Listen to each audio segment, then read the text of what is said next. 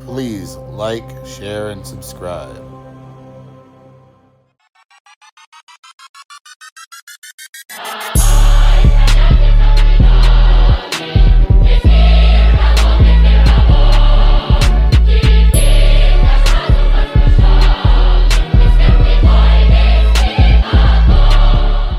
And in your papers, you talk about the gap in mainstream economics where finance and rent would go. So I'm going to quote from your paper, Finance is Not the Economy. You say, it may seem ironic that David Ricardo, wrote just when Britain's economy was strapped by war debts in the wake of the Napoleonic Wars that ended in 1815. These taxes raised the cost of living and doing business while draining the economy to pay bondholders. Yet the bank's parliamentary spokesperson and indeed lobbyist, Ricardo, established a countervailing orthodoxy by claiming that money, credit, and debt did not really matter as far as production, value, and prices were concerned. So, uh, to what extent is the relationship that you both describe here between an economist and the government pervasive in the world of economics we see today? Is it possibly an explanation for how we've arrived at having economic models that, as you say, also in the same paper, and I'm quoting again, do not include credit debtor or the financial sector? I think there's two approaches to answering this. The first is, let's say, political economy, or let's say a special interests way of looking at it, which is to say that, of course, if the financial sector dominates business schools, etc., this is the kind of, they will create a blind spot for the money they make, and there is something in that.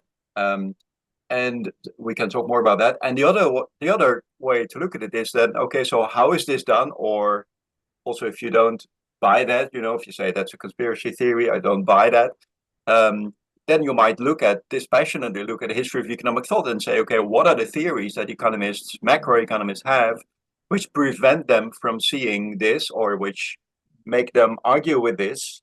And in a nutshell, as you just said, those are theories which ground everything in the real sector, where all incomes need to be explained by real sector dynamics, so-called fundamentals, such as technological improvements, or trade, or such things, and not by financial dynamics.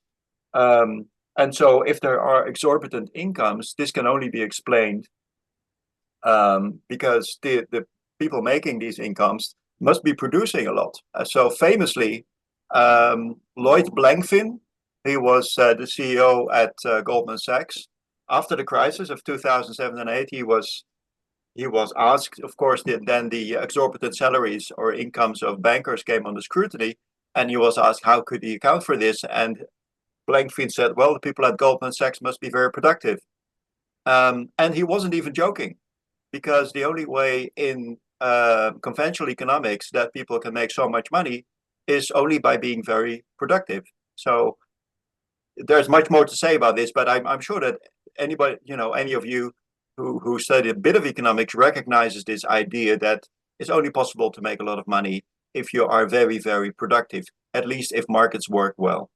And that's because, and so in closing, literally, I also wrote about this in the article that you quoted at the start, at the introduction, and in other papers.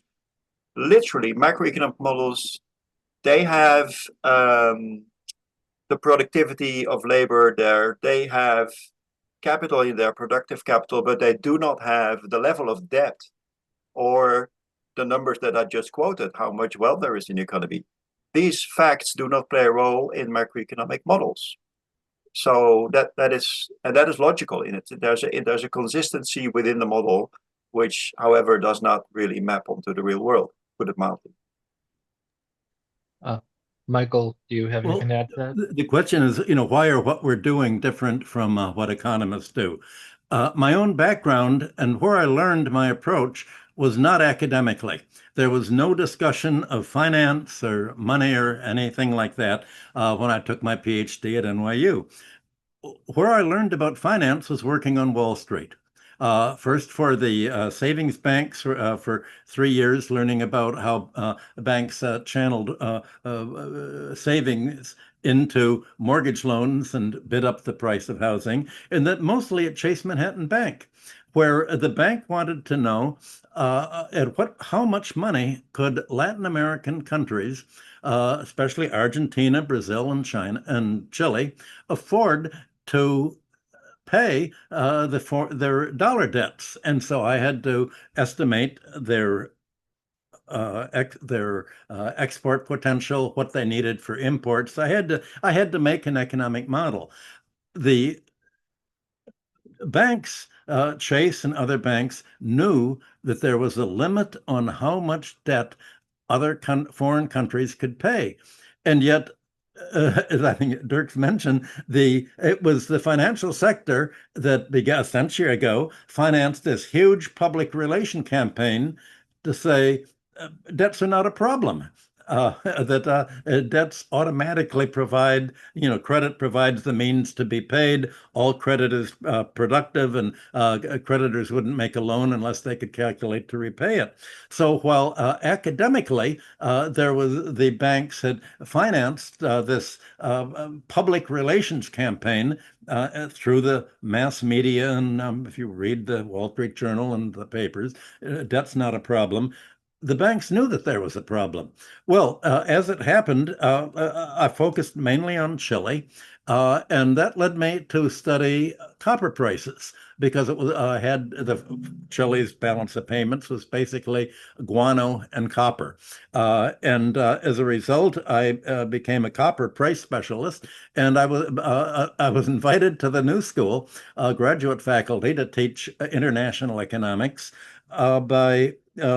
because one of the professors, two professors were working for the World Bank as consultants, and they wanted to get my forecast for copper prices for something the World Bank was doing it. And I had never taken a course in international economics. It just wasn't, it was taught by someone I could tell knew nothing about it.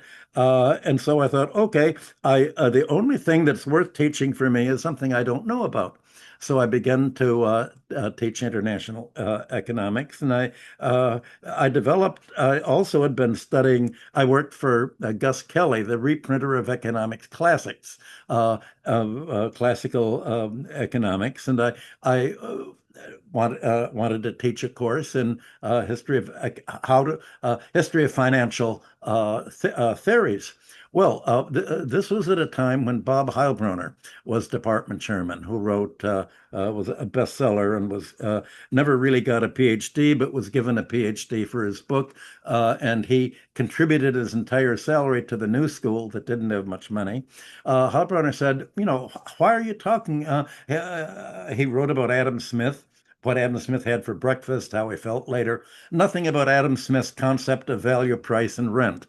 And when I was focusing on economic rent as part of the economy, that got Heilbroner furious. You've got to leave. Michael Hudson's just a Wall Street thug. We don't want Wall Street people. We want an academic, not. And so I indeed went to. That's when I left to join Herman Kahn at the Hudson Institute and become a futurist.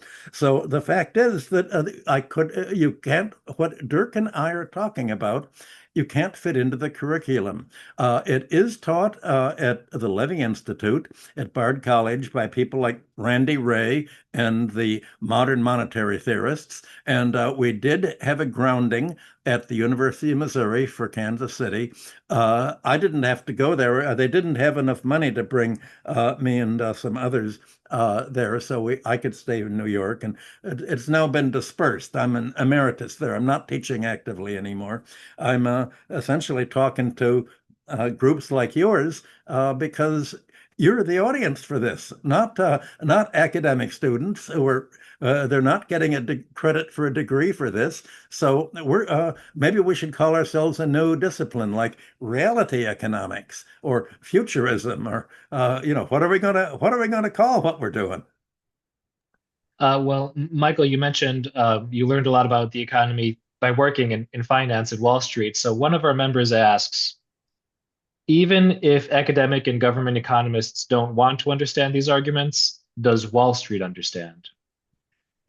Yes, but banks. No, when I went, I was very lucky. I went to Chase at a time when economic research really did research. Since I left, that was 60 years ago. The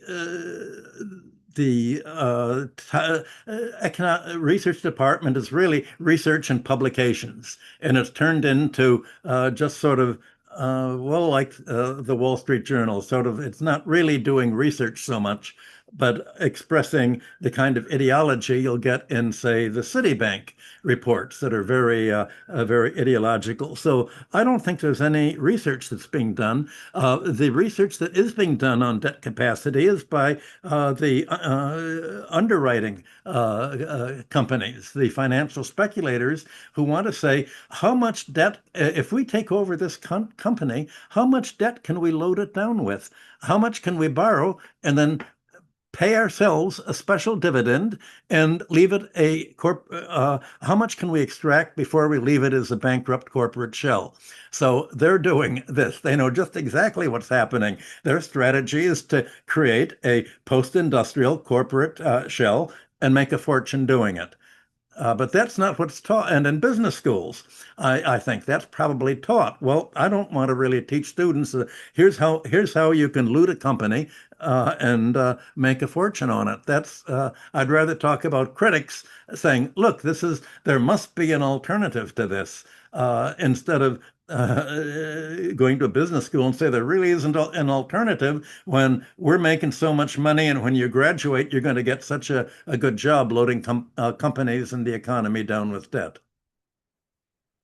Yeah, maybe I can follow up on that. So Michael and I have been writing together several papers. Clearly, we look at the economy in the same way in many respects, but here our ways do part. I'm an academic, so I can testify from firsthand experience that there's a lot of research going on in academics, and also that also in the United States, places like the Roosevelt Institute or the New School or the University of Missouri, Kansas City, which you mentioned, there are some places where the things that we write and that we publish in the journals that are issued there are actually recognized.